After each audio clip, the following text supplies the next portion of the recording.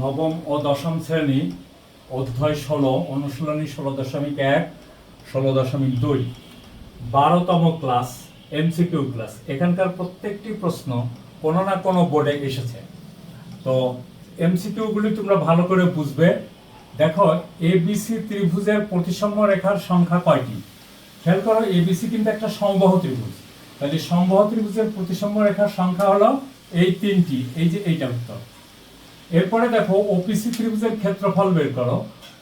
OC হলো ব্যাসার্ধ, আর পিসি এর দৈর্ঘ্য দেওয়া আছে 4, ওপি এর দৈর্ঘ্য কত? তাহলে দেখো, 5 square minus 4 square is equal to OP square. তার মানে 25 বিয়োগ 16 সমান কত? 9। 9 এর বর্গমূল কত? 3। তাহলে ওপি এর দৈর্ঘ্য হলো 3। তাহলে ওপিসি সমকোণী ত্রিভুজ, তার ক্ষেত্রফল হলো হাফ ইনটু সমকোণ সংলগ্ন বাহুর গুণফল। তাহলে এইটা আর এটা কেটে গেল 2। তাহলে দেখো 6 সেন্টিমিটার কোথায় আছে? এই দেখো এইটা। তারপরে দেখো, সমবাহু ত্রিভুজের বাহুর দৈর্ঘ্য 8 সেন্টিমিটার হলো উচ্চতা। সমবাহু ত্রিভুজের উচ্চতা বা মধ্যমা, এটার সূত্র হলো √3/2a। তাহলে দেখো, √3 থাকলো, 2 থাকলো, আর a সমান হলো 8, কাটাকাটি করলে 4। দেখো 4√3 কোথায় আছে? এই দেখো 4√3।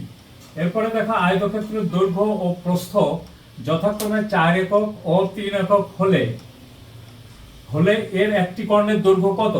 তাহলে আয়তক্ষেত্রের একটি কর্ণের দৈর্ঘ্য সমান কত আমরা জানি। দেখো, কর্ণের দৈর্ঘ্য E = a² + b²। এই a² + b² হলো আয়তক্ষেত্রের সন্নিহিত বাহুদ্বয়ের বর্গ। দেখো, a সমান আমরা যদি 4 ধরি, তাহলে দেখো 4² + 3², তাহলে কত? 4 × 4 = 16, 3 × 3 = 9, 16 আর 9 কত? 25। 25 এর বর্গমূল কত? 5। তাহলে একটি কর্ণের দৈর্ঘ্য হলো 5 একক। দেখো এই যে এটা। এরপরে দেখো, এবিসি ত্রিভুজের পরিসীমা নিচের কোনটি? এখন এখানে খেয়াল করো, এবিসি নিচের পরিসীমা নিচের কোনটি? AB = 5 centimetre, BC = 12 centimetre. AC ABC তাহলে একটা সমকোণী ত্রিভুজ, তাহলে এসি স্কয়ার = কত? ab² + bc²। 5² + 12², 5² = 25, 12² = 144। তাহলে 144 + 25 সমান হলো কত? 169। তার বর্গমূল কত? 13। 13 যদি হয়, তাহলে দেখো 5 + 12 কত হলো? 17, আর হলো 13। 13 যোগ করলে কত হলো? 30।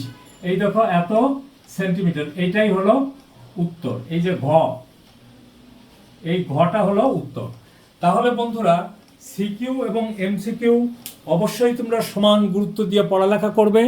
তা না হলে সমস্যা, তোমার বেসিকের কোনো প্রবলেম থাকলে সেটা সিকিউ এমসিকিউ প্রশ্ন করার সময় কিন্তু তুমি সেটা ক্লিয়ার করতে পারবে। তো সবাই ভালো থাকো, সুস্থ থাকো। থ্যাংক ইউ বন্ধুরা।